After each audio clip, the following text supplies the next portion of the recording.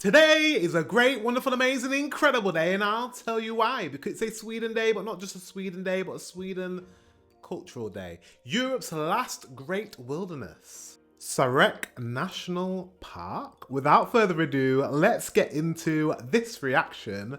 Let's go. Sarek National Park is sometimes called the last wilderness in Europe. Wow. It lies in the far north of... That is beautiful. That's stunning. See, my next trip, either my next trip or the trip after to Sweden, I want to go into the wilderness. I want to go into the countryside. I want to see the nature. I'm glad I did the cities first, but yeah, I'm ready to see some nature. Sweden, and there are no roads to get there. There's no roads to get there. So how do you get? You have to walk all the way there? Wow.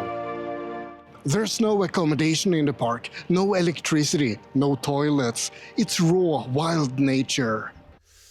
He said there's no electricity, there's no toilets. Now, I can deal with... I could kind of deal with no electricity. I wouldn't be happy with that because, you know, we need electricity. But no toilets? Okay. This is really, really And fun. even getting to the park is a bit of an adventure by itself. Wow, but it's Today beautiful. I'm gonna dip my toes in this vast wilderness, and I'm gonna show you one of the best views in all of Sweden. Today you and me are gonna explore Sarek. Wow. I want to stay there. I don't know where there is. Can you rent that cabin? I want to stay there. That is beautiful. Wow. That is stunning, guys. Sarek is a huge place, and hiking through it would take a week at least. I unfortunately don't have a week to spare, but I still want to see one of the highlights of the park. Skierfe is a mountain in the southeastern corner of Sarek, and it's a pretty easy hike to get to the top.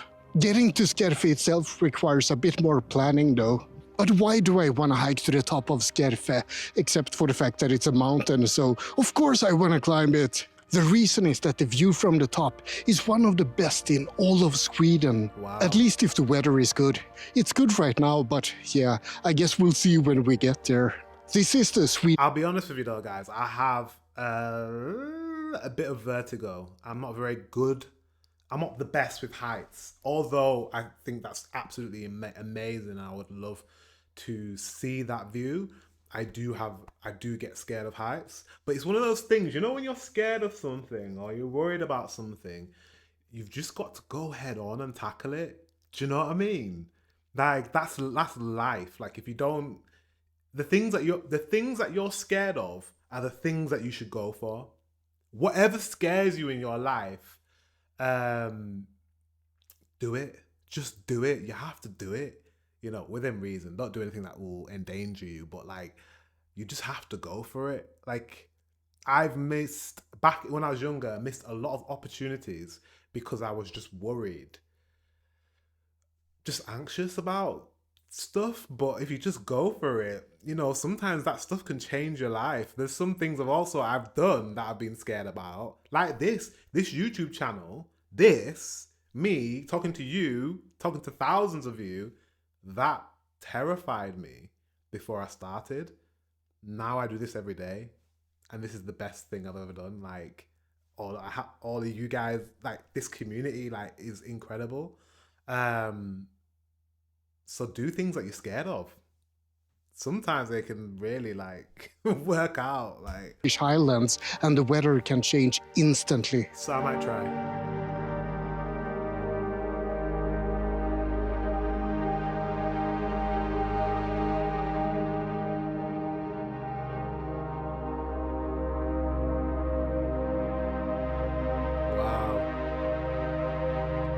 There are many ways to get to Sarek, but all of them involves quite a bit of hiking. You can reach Sarek from the north from Saltoluokta. First, you have to get to the town of Gällivare, either by train or by car. There are night trains from Stockholm, for example. From there, you can take a bus to the Kebnats or Saltolukta station, and then you take a boat across the lake. After that, you can start your 2-day hike to Sarek. That Wow. route is part of the Kungsleden hiking trail. It's a 400-kilometer long hiking trail in the north of Sweden, and it passes through some quite famous areas. Abisko, Kebnekaise, Stora Sjöfallet National Park, and of course Sarek National Park. The route from Saltolukta to Sarek is roughly 30 kilometers, and it continues south to Kvikkjokk from there. If you want to get to Sarek from the south instead, you can take a train from Stockholm to Murjek station and then take a bus to Kvikkjokk from there. That bus also stops in the town of Jokkmokk, where you can learn a lot about Sami culture. They have a really good Sami museum, for example. So See, that's the way I would go. I'd probably go to Jokkmokk and like learn about the Sami people because I find that fascinating. And I bet they used to use those mountains and live in the mountains and all that sort of stuff. That's like incredible. you might want to stay a day in Jokkmokk, even if it's a really small town. Then you can start your hike from Kvikkjokk. It's roughly 17 kilometers along the Kungsleden hiking trail to get to Sarek. But there's actually a faster way than both of those options, and that's the one I'm going for. Who's driving? Fair enough. Because I mean, a 2-day hike is a bit crazy. Since I'm on a road trip, I'm going by car, and that allows me to drive north from Jokkmokk to the tiny village of Suomutis, even though I'm not really sure if it's even a village. From there, you can drive north to Sitoälvsbron, the Sito River Bridge.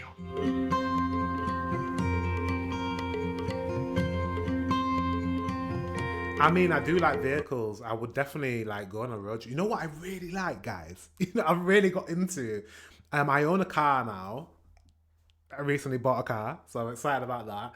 I'm learning to drive. I know I'm a bit old, but I mean, it's never, I don't know. I've always lived in cities and places where I didn't need to drive. So, and now that I've moved out into the countryside, I need to drive. So I'm learning to drive.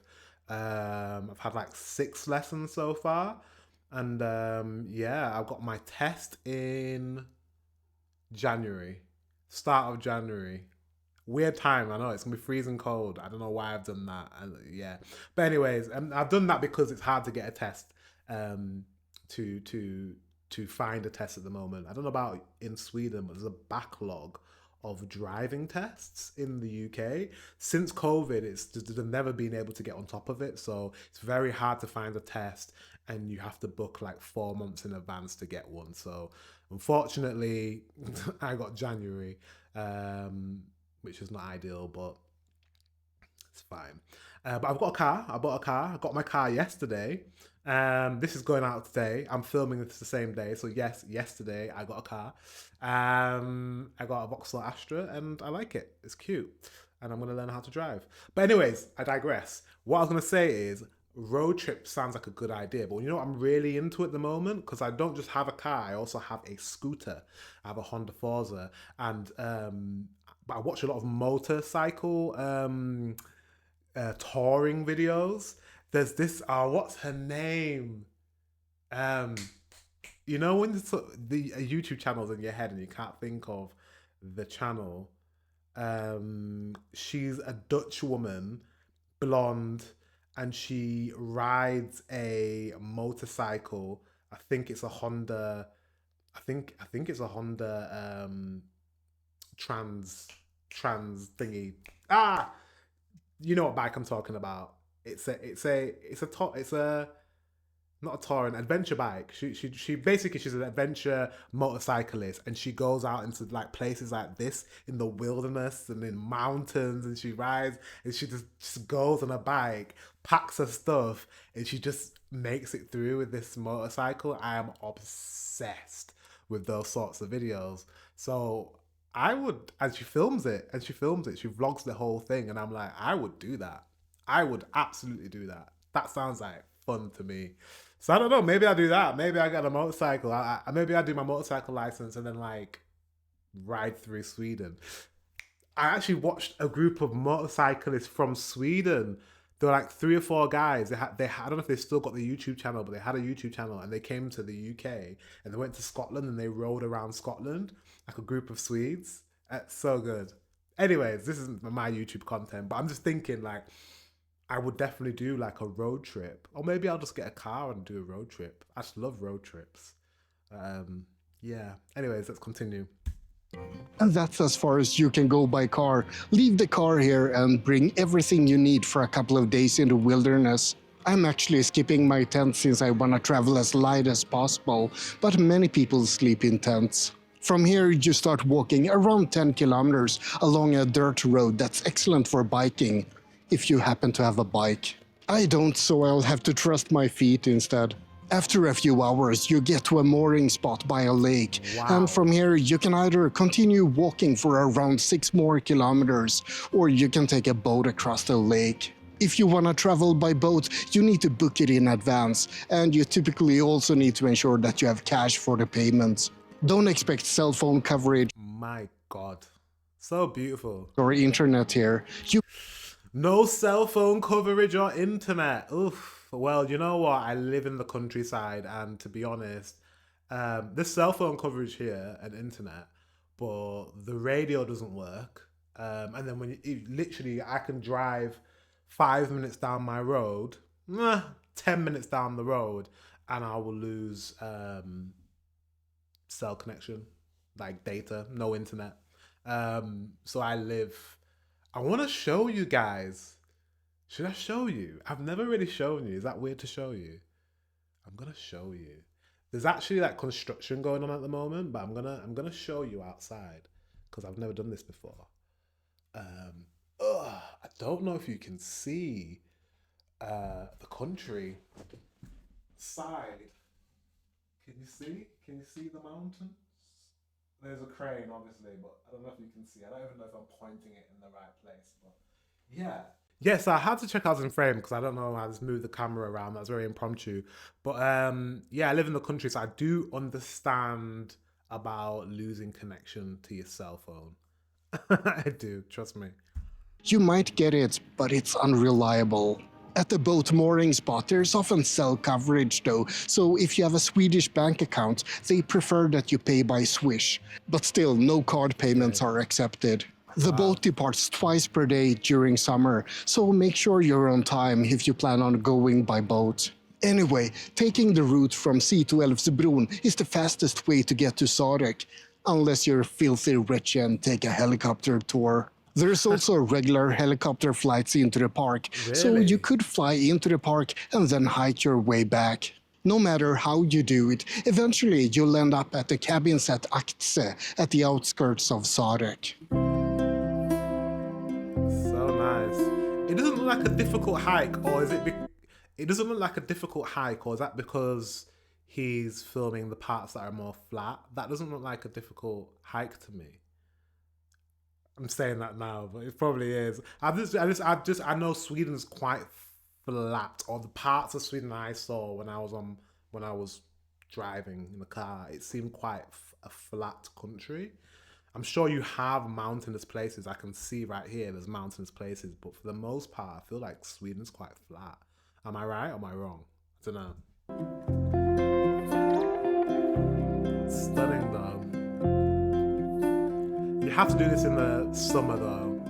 Can't really do this in the winter. Aktse is called the gateway to Sarek, but it's not a big place. There are 2 cabins here, and you can rent a bed through the Swedish tourist board.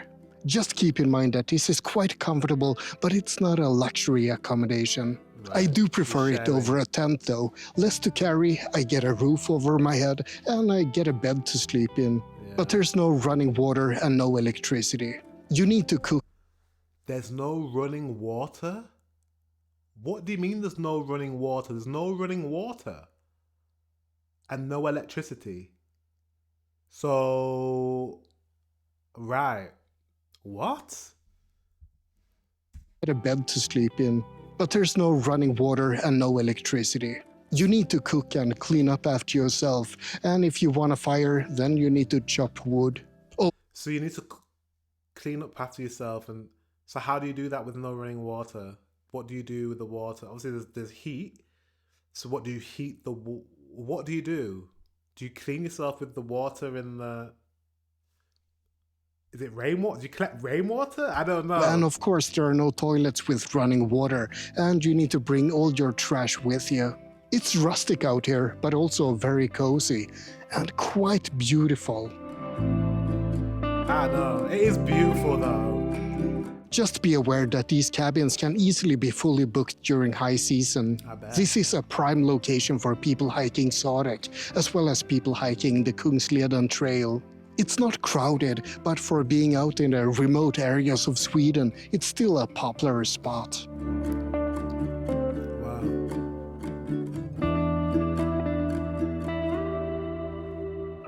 Aktse, I the think location I just saw someone. popular Sorry. spot, crowded, but Someone's pitched a tent right there. I wonder if you can just pitch a tent for free and just use the area. I wonder.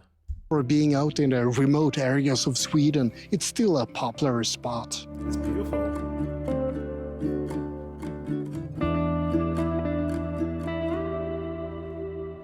Aktse, the location of the cabins, has a pretty strange name. In the Sami language, Aktse means 9. The name comes from a big rock nearby called Aktse. Wow. According to legend, that rock is an old altar that was used for sacrifices, and over time, 9 bears have been sacrificed there. So that's where the name comes from, the 9 bear sacrifices. Skierfe, the mountain that I'm ascending right now, means Christian or church. There are many places here up north that are called Skierfe, and people believe that those were simply meeting points for Christians. People aren't sure what the name Sarek means though. It could refer to a weak reindeer bull, but it could also be derived from the Sami word for blueberry, sarre, or it could mean pointed reindeer antlers. Either way, it's a pretty marvelous place, regardless of the etymology of the name. So nice. I mentioned that Doesn't look very Sarek is called the last wilderness of Europe. That's actually not true. There are many places in Europe that are quite remote and quite wild. But I think that the contrast between the quote-unquote civilized Sweden in the south and the vast inhospitable nature up here is striking.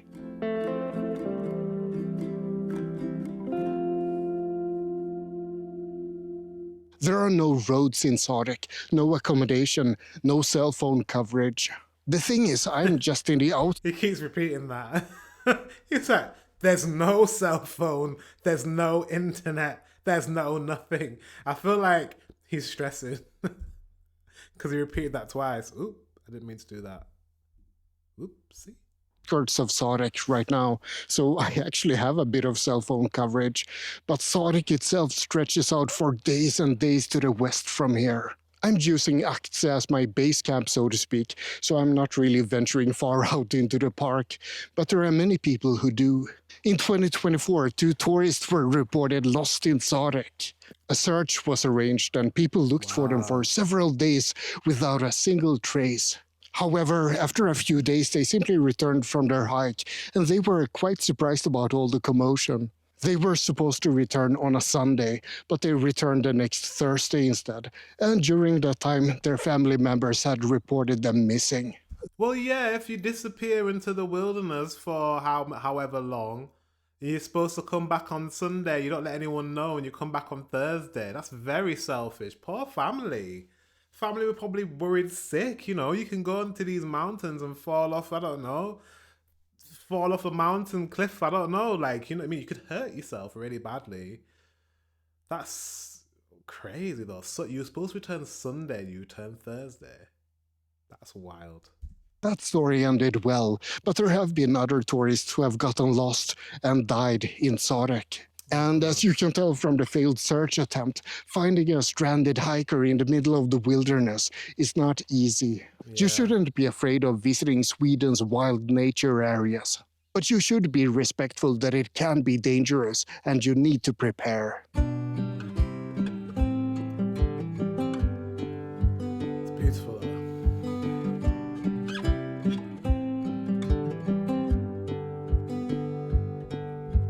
Is he just hiking with a t-shirt on? That's snow, right?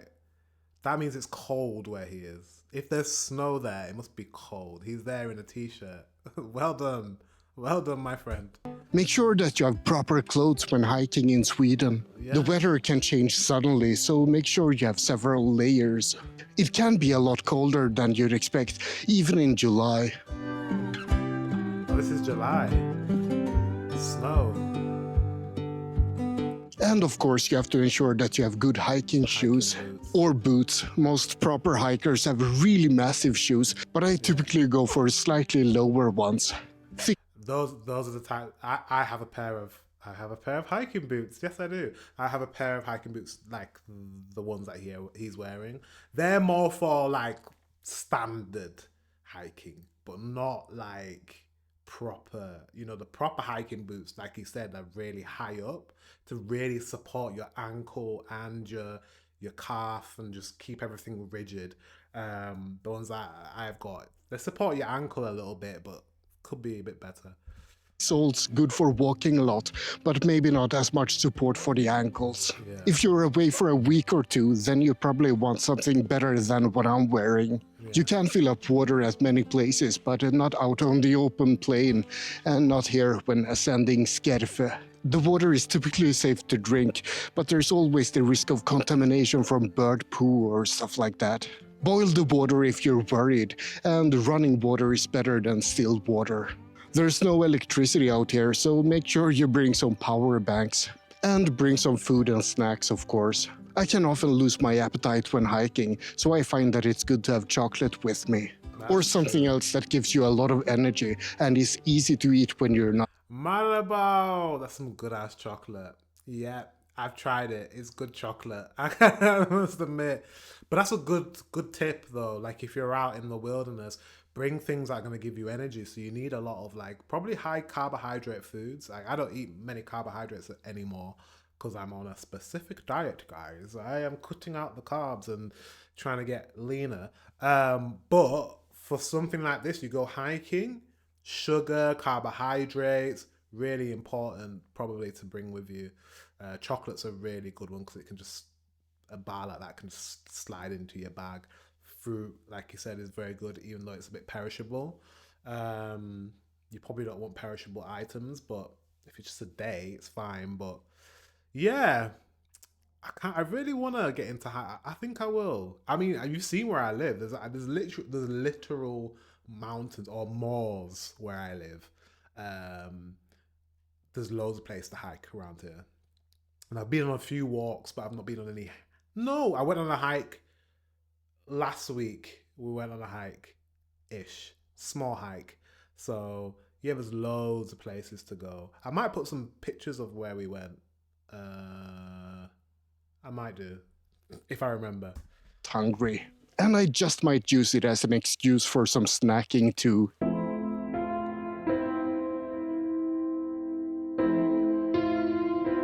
Okay, that's a bit more of a hike, isn't it? Really rocky.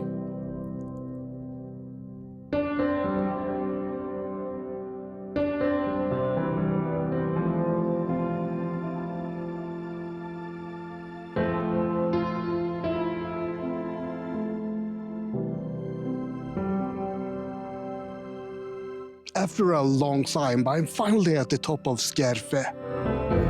Skierfe. Now, why have I traveled all the way out here and then up this mountain? Well, that's because the view from the top of Skierfe is supposed to be the best in all of Sweden.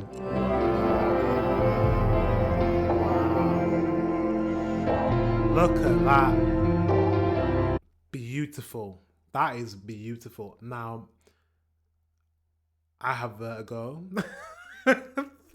That would make me feel a bit, but I'd be like, oh my god, it's beautiful, I need to get this shot. But being that close to the edge would make me feel a bit queasy. However, wow, look at the view. You can look out over the Rapa Valley and the Rapa Delta below and into the whole splendor of Sarek National Park. This is absolutely breathtaking, and it's worth every second of the hike just to see this. People say that the high coast area has the best nature in Sweden, but I suspect that that's more. Him stood there with his back to that, makes me feel a bit. Do you know what I mean? I don't know. Maybe it's irrational fear, but I have a fear of slipping to my death. I don't know about you guys, but yeah. For me, do you know what I need to get? I was thinking because I was just thinking just then, if I did this hike or hike similar, and I would obviously want to get this shot. I'd be like, I don't know if I could stand so close to the ledge, but what I could do is bring a drone. Yep, get a drone, fly the drone, and then I don't have to stand close to the edge. I'm sure there's a lot of people that have like lost their lives because they were trying to get a some footage on the side of a cliff and fallen to their death. I'm pretty sure. Because it's more accessible. There's not a lot that can beat this view out here in the Swedish wilderness. And that's about it for this quick look at Sarek, a place some people call Europe's last great wilderness. I hope you found it interesting. Like and subscribe, but most importantly, have a great day. That was really good. Listen, go and support 3 Star Vagabond. I always say this when I'm on his channel. He works so hard, guys. I know you've just watched this video with me, right? But if you can, go onto his channel and watch his video again, just with him. Because I just think he works so hard when on his vlogs. I now know how hard it is to vlog. I tried to be 3 Star Vagabond for like a week in Sweden. That is some hard stuff, right? Because you have to go out there, put yourself out there, you're talking with the camera, you need to get the footage, you need to get the shots, you need to edit it all together in a nice way. His editing's better than mine. Like, it takes a lot of work, a lot of planning, storytelling as well. He's doing a lot of storytelling, a lot of facts. He works very, very, very hard. I have so much respect for 3 Star Vagabond. So go and support him. If you don't watch his videos, subscribe. Subscribe to his channel. But you'll love watching his videos because they're great. Anyways, guys, thank you very much for watching. I definitely need to visit northern Sweden. I definitely need to see more of the wilderness and more of the nature. But until next time, I will see you very soon.